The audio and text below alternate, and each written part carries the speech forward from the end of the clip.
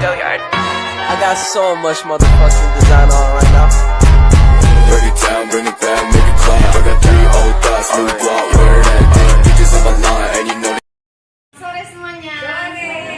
Nah, hari ini kami ada literasi perbankan. Tahu nggak kami dari mana? Ada yang tahu? Nah, kami dari Universitas Metodis Indonesia. Kami mengadakan literasi perbankan berjudul investasi. Dengan saya, Lia Agita Bursumiri Kembaran dengan NPM 22141154 sebagai moderator. Saya Pibi Sinaga dengan NPM 22141030 sebagai penyaji. Saya Abel Sarah Senipah dengan NPM 22141060 sebagai penyaji. Saya Sarah Burburnik NPM 22141051 sebagai penyaji. Dan teman kami Ezion Sinulingga sebagai dokumentasi. Nah, yang kami jelaskan di sini adalah apa sih artinya investasi? Ada yang bisa jawab atau memberikan tanggapan mengenai pengertian investasi? Suatu kegiatan Silakan. Investasi merupakan suatu penanaman modal yang dimana tujuannya untuk mendapatkan laba. Bisa diulang? Investasi merupakan suatu penanaman modal yang dimana tujuan untuk mendapatkan laba atau keuntungan. Iya benar. Ada lagi? Ada lagi yang bisa jawab? Ada lagi Agnes? Menambahi sedikit, investasi itu adalah penanaman modal untuk mendapatkan keuntungan di masa yang akan datang. Oke, baik. Oke, dari jawaban-jawaban teman-teman kami itu benar, tapi menurut penelitian dan yang kami lampirkan di sini, definisi investasi yaitu kegiatan menanamkan modal baik secara langsung maupun tidak, dan baik secara masa sekarang ataupun masa yang akan datang. Nah, penanaman modal tersebut bertujuan untuk mendapatkan keuntungan. Seperti contohnya kita berinvestasi di emas. Emas itu kan harganya kan memang nggak selamanya naik, mau turun, mau juga menetap. Tapi kenapa ibu-ibu atau para masyarakat banyak membeli emas? Karena dia dapat dijual dan dia tetap memiliki harga sehingga dia dijadikan investasi. Selanjutnya dari durasi investasi ada tujuan jangka pendek dan jangka panjang yang saya bilang tadi. Dari sisi kebutuhan juga seperti kebutuhan primer ataupun sekunder, seperti kebutuhan sekolah, kebutuhan sehari-hari, kesehatan maupun spekulasi. Nah, bentuk-bentuk investasi. Nah, ada investasi properti. Biasanya yang berinvestasi properti ini memang yang sudah memiliki penghasilan tetap ataupun sudah berumur lebih dari mungkin memiliki penghasilan atau pekerjaan yang menetap lah, sehingga dia bisa berinvestasi dengan membeli properti atau mencadangkan uangnya pada properti lainnya. Selanjutnya akan dijelaskan oleh teman saya Abel. Baiklah, saya akan melanjutkannya. Sebelum kita investasi, di sini saya akan memberitahu apa aja resiko berinvestasi. Resiko berinvestasi itu mengalami kerugian akibat aktivitas investasi yang dilakukan. Dengan kata lain, imbal hasil yang didapatkan tidak sesuai dengan apa yang diharapkan sebelumnya. Biasanya risiko sebuah berbanding lurus dengan imbal hasil. Selanjutnya, keuntungan berinvestasi. Keuntungan berinvestasi itu ada 5. Yang pertama, menghindarkan kita dari inflasi terjadi hampir setiap tahun. Yang kedua, meningkatkan nilai uang. Yang ketiga, menambah sumber penghasilan. Dan yang keempat, mendapatkan efek compounding. Yang kelima, mempersiapkan kebutuhan masa depan. Selanjutnya, cara mengurangi resiko berinvestasi. Yang pertama, memilih produk investasi dengan resiko yang terkecil. Yang kedua, melakukan diversifikasi portofolio. Yang ketiga, melakukan investasi pada berbagai produk. Yang keempat, melakukan pengukuran kinerja pasar produk. Selanjutnya akan dilanjutkan oleh teman saya Sarah. Baiklah, saya akan lanjutkan dari teman saya.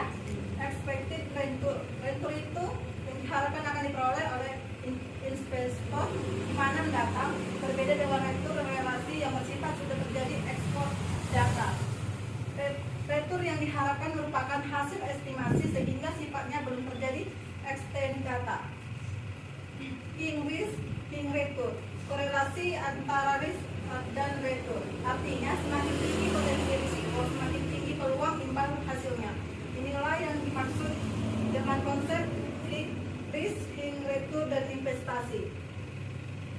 model smart paper tanam pada bisnis atau perusahaan dapat memberikan hasil dengan nilai yang sebanding dengan risikonya. Baik, nah materi ini sudah kami jelaskan. Apakah ada pertanyaan dari audiens dapat memberikan pertanyaannya? Kami persilahkan. Apakah ada yang mau bertanya? Saya persilahkan. Apakah uang yang diinvestasikan bisa diambil kembali? Pertanyaannya bisa diulang. Apakah uang yang diinvestasikan bisa diambil kembali? Oke. Nih, kalau uang yang diinvestasikan itu biasanya tidak bisa lagi dikembalikan berupa cash. Itu biasanya kalau sebenarnya kita membeli aset saham atau segala macamnya itu sebenarnya nggak bisa lagi dikembalikan secara cash. Maupun deposito juga dia biasanya dikembalikan seperti uang koin aja. Jadi dia bisa dikembalikan seperti uang digital. Tapi kalau uang cash kertas nggak bisa. Apakah pertanyaan ini dapat diterima? Terima kasih. Adakah pertanyaan lain? Dapat memberikan pertanyaannya? Kami persilakan. Apakah ada pertanyaan? Pertimbangan apa saja yang diperlukan jika berani melakukan investasi? Dapat diulangi? Apakah? Pertimbangan apa saja yang dapat kita lakukan ketika kita berinvestasi? Baik, terima kasih. Setelah ini saya akan menjawab pertanyaan sebelumnya. Pertimbangan yang perlu kita lakukan saat investasi itu yang pertama tentukan tujuan investasi. Yang kedua, pilih broker yang tepat. Yang ketiga, atur budget investasi secara berkala. Yang keempat, fokus pada jangka panjang. Yang kelima, perhatikan portofolio saham Anda. Apakah saudara dapat menerima dari kami? Terima kasih atas tanggapannya. Apakah ada pertanyaan yang lain? Apakah ada pertanyaan lainnya?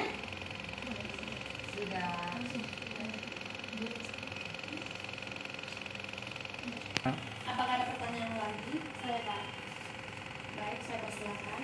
Dari macam-macam investasi kan ada itu diversifikasinya. Jadi dari bisnis tersebut investasi mana yang paling resikonya paling besar? Resikonya yang paling besar. Baik, akan dijawab oleh Mas saya, Fethi. Biasanya resiko yang paling tinggi itu reksadana. Kenapa? Karena kita tidak tahu naik turunnya uang, perputaran uang itu seperti apa, sehingga bagi yang belum terbiasa atau masih pemula itu tidak disarankan untuk menggunakan reksadana. Bagaimana itu saya dari Fethi? Terima kasih. Kesimpulan dari kelompok 5 adalah edukasi tentang investasi ini memotivasi mahasiswa atau masyarakat untuk melakukan investasi dengan berfokus pada kualitas, meningkatkan motivasi semangat mahasiswa dalam berinvestasi dengan bekal pengetahuan dan pembelajaran yang dapat kita terapkan dalam hidup sehari-hari. Nah, kami kelompok 5 mengucapkan terima kasih atas apresiasi dan kesediaan teman-teman dapat berkumpul di sini. Maaf jika ada kesalahan kata maupun ucapan, jangan dimasukkan ke dalam hati. Sekian kami ucapkan terima kasih. Terima kasih.